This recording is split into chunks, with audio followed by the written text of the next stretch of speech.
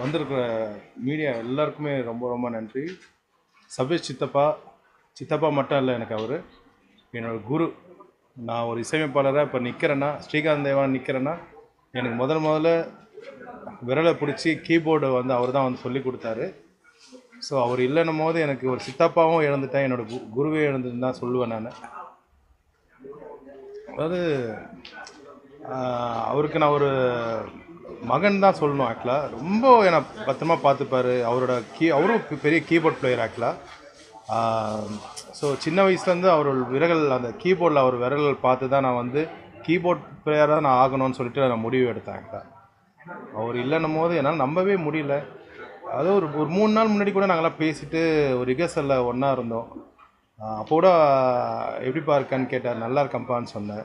நல்லா பேசியிருந்தார். இப்போ இல்லைன்னும் போது ரொம்ப ரொம்ப கஷ்டமாக இருக்குது. அப்பா வந்து அவரை அப்பாவை பார்க்கவே முடியல. ரொம்ப உடஞ்சிட்டார் அப்பா.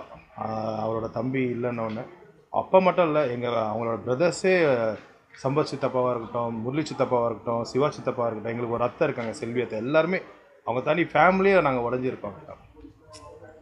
பட் எல்லோரும் வந்து அவருக்கு மரியாதை பண்ணும்போது இதாக இருக்குது. அதே நேரத்தில் இந்த நேரத்தில் நான் மீடியாவுக்கும் மிகப்பெரிய நன்றி சொல்லி ஆகணும். சென்னையில் டைரக்டர்ஸ் இருக்காங்க, ஒரு நண்பர்கள் இருக்காங்க, வந்து நேரில் பார்க்குறாங்க. பட் சில பேர் வெளிநாட்டில் இருக்காங்க, சில பேர் வெளி ஊரில் இருக்காங்க. அவங்களால வர முடியலன்னும் போது இந்த மீடியா மூலிமா அவங்க பார்க்குறது வந்து ரொம்ப ரொம்ப சந்தோஷம்.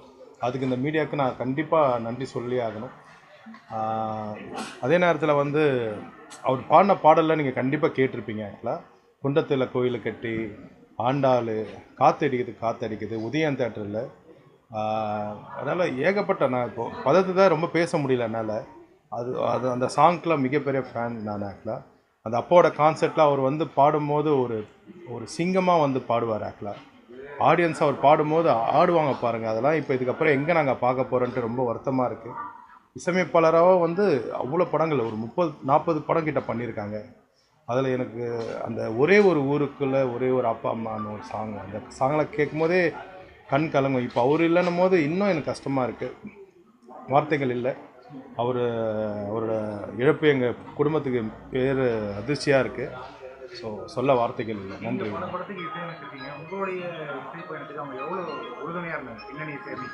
இல்லை, இப்போ கூட ரீசெண்டாக ஒரு ரொம்ப இது நான் எப்படி சொல்லுதுன்னு தெரியல.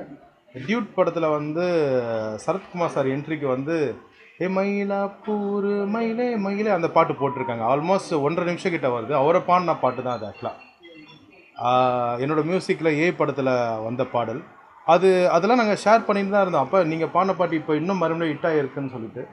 அதே நேரத்தில் எனக்கு ஒரு சில நேரத்தில் வந்து பெரிய பக்கபலமாக வந்து எனக்கே சில மியூசிக்லாம் வந்து இப்படி போனால் நல்லாயிருக்கும், இப்படி பண்ணுலாம் சொல்லுவாங்க. அது இல்லாமல் ரொம்ப சித்தப்பாவை தாண்டி என்னை பாராட்டுவார். இசை நல்லா பண்ணுறப்பா, சூப்பராக பண்ணுறேன், எனக்கு ரொம்ப ஹாப்பியாக இருக்குன்னு சொல்லிட்டு. நான் அப்போது ஒரு வார்த்தையுமே சொல்லுவேன், எல்லாம் உங்ககிட்ட கற்றுருந்துதாப்பான்னு சொல்லிட்டு. என்ன சொல்லுதுன்னு தெரியல. ஸோ நாங்கள் அவர் இல்லைன்னு சொல்ல மாட்டோம், எங்கள் கூட தான் இருக்கார் அப்படின்னு நினச்சி நாங்கள் வாழ போகிறோம்.